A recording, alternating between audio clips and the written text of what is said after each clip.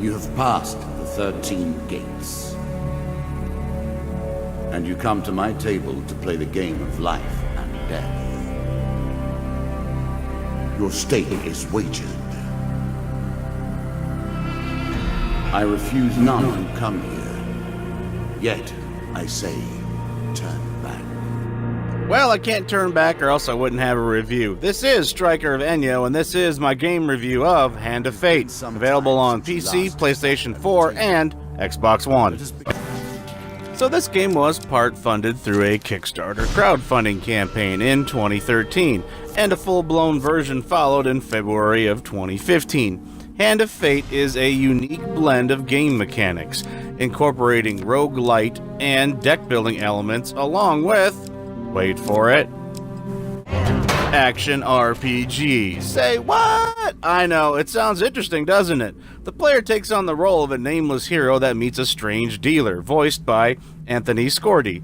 He has done a small number of roles in video games like multiple characters in The Elder Scrolls V Skyrim, Diablo 3, God of War, and the Leviathan DLC for Mass Effect 3. So now let's take a look at this unique game.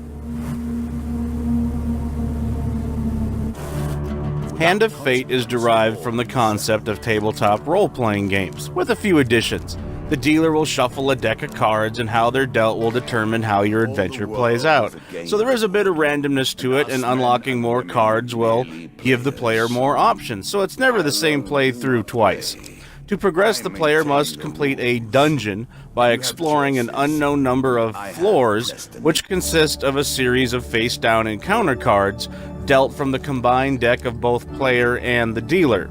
The player moves a token across the table, one face-down card at a time, revealing these encounter cards until he finds an exit to the next floor, or until they find and defeat the boss of the dungeon on the final floor. The player starts with a limited amount of health, food, gold, and initial equipment. These resources decrease as you move around, but they can also be increased depending on the cards dealt, which can modify certain conditions over the course of the game. So you might be thinking, a card battle game sounds interesting, but overall doesn't really seem exciting enough. Well, the game has a unique way of doing battles. When a monster card is drawn, the game table fades away from view, and you're thrown into a 3D environment. The cards you possess fall into the environment, giving the player a weapon and any items you once had as cards. Now you must fight in an action RPG style, moving, dodging, and attacking in real time. It's kind of fun and rather refreshing. The combat engine actually loads in relatively fast, and you can push a button to even speed it up by a few seconds. The combat is often compared to the Batman Arkham games, but that's not a real good example since it's nowhere as deep. It just uses the concept of counterattacks. If you have a shield, then a green icon will appear over an enemy that's attacking. Pressing the right button will make a counterattack, and you can also block projectiles using the same method as well. If the icon is red, then it's unblockable, so you need to move. Most enemies will attack one at a time, and often there will be environmental dangers like spike traps, flame towers, and more that will damage you just as well as the enemy. Depending on current equipment or other cards in play, you may have a special attack that needs to charge up or has a limited number of uses. The combat isn't very deep, and the engine itself is a little wonky, but considering how fast it loads in, it's actually not too bad. There's a small number of options that can affect combat, like blessings and curses, along with a visual representation of all your items that you're currently wearing. It's really refreshing that the combat can be decided by real-time actions, instead of a series of card selections. You can go into a battle at 5 hit points and survive without a hit as long as you fight effectively and you have a good piece of equipment or two. Your reward for beating combat is always a number of supply cards, which will give you either food, health, or gold, so there's always an upside to every encounter. It's simple and effective, and it works. It's just not overall that deep. Do you have what it takes to defeat the rats? In the game's story mode, the player must defeat 13 bosses, 12 court cards, and then the dealer himself. These bosses must be defeated in order, but the player can return to previous bosses to challenge again and unlock new rewards. After 4 of the bosses are defeated, then you unlock Endless Mode, which provides an infinite number of floors of increasing difficulty for the player to challenge themselves with every card that they have unlocked in their deck up to that point. The dealer narrates the adventure, dealing the game's cards and commenting on each encounter as you come across them during play. These unique encounters are easily the most enjoyable part of the game. Some lead to fights, but others give you a choice of dialogue. Helping strangers, finding pieces of armor, finding a shiny new piece of equipment at the bottom of a canyon. Do you jump down there? Do you risk it? There's lots of these. Sometimes these lead to a success roll to determine if you get the prize or if you get a penalty. The dealer will notify you about the associated rewards, penalties, lore, and general explanations. It really is quite fun. You'll draw pain cards, you'll draw food cards. It's all kind of exciting, and unlocking more of these cards will always give you new content to come back to. You can remove your curses at shops if you can find them. These unique encounters have a lot of charm and personality to them as well. Like, take this one, the local peasant. We give this lady 2 pieces of food, and look, she actually reveals nearly the entire floor for us with information. It's little touches like this that really make you want to keep playing because you don't know what's going to be around the next corner. The deeper you go, the harder things become. Completing these encounters will reward the player with new tokens from the dealer, and this game is all about getting those tokens, which in turn will give you access to new cards to add to your deck.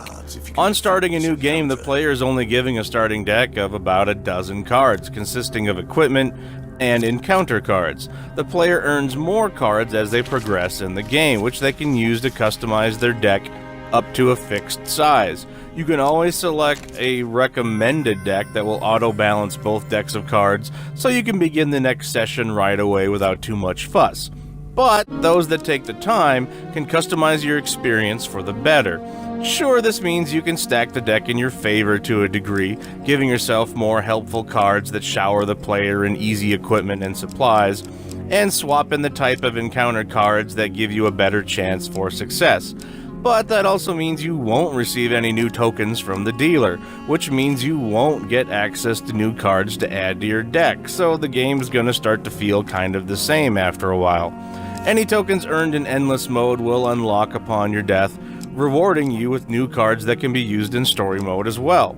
That's right, the dealer has his own deck from which to give you some surprising elements, such as more challenging encounters and new monsters.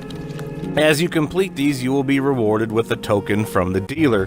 When you finish the session or dungeon, all the tokens you have up to that point will be unlocked and added to your deck. This also happens upon death as well. You get all your things unlocked. These will depend upon the encounters that you completed, but they will give you additional cards with more valuable items and bigger supply numbers, along with additional encounters that may even hold more powerful rewards, or even more dangerous foes, but you won't know that until you finally run into them on the board. I have only begun to challenge you. So what happens when you die? Well, in keeping with tradition of a roguelite, this game also has a form of permadeath. As you play, blessings and curses will be added to the player, which can make things easier or harder, but they all stay with you until you die. That is, unless you have an obscene amount of gold in order to buy the curse off of you. But once dead, you are reduced to your starting equipment and resources. Every card you gained beforehand is removed, along with all extra health, gold, and food. Thankfully, any token you've earned up to that point are rewarded to you upon death. And you only need to repeat the session that you were last on. You don't need to start the whole game over from the very first boss. Once you beat a boss, he's done. You don't need to fight them again unless you want to replay the session in order to earn more cards. Getting halfway through the game should take about 5 hours, but that second half will easily take another 8 to 10 hours or more. And you may only have 60% of the total cards when done, depending on how you played. The game gets hard as you progress, requiring several attempts on each boss session eventually. Each session takes about an average of 30 minutes, sometimes more or less depending on the difficulty, but no one will be able to go through the whole game without dying their first time. It's a roguelite. It's like The Binding of Isaac. You're gonna die, you're gonna learn some stuff, but you're meant to die several times first. Some sessions will just deal you unfair cards. You will get a curse that will seemingly cripple you from beating the boss for that run. I had a curse that continuously turned all my food into gold, but the player needed to eat gold in order to survive, so I had no food and no money. I was starving to death, and any food I got was instantly turned into gold, which my player would then eat on every turn until it was gone. That was a bad one, but I'll never forget that moment.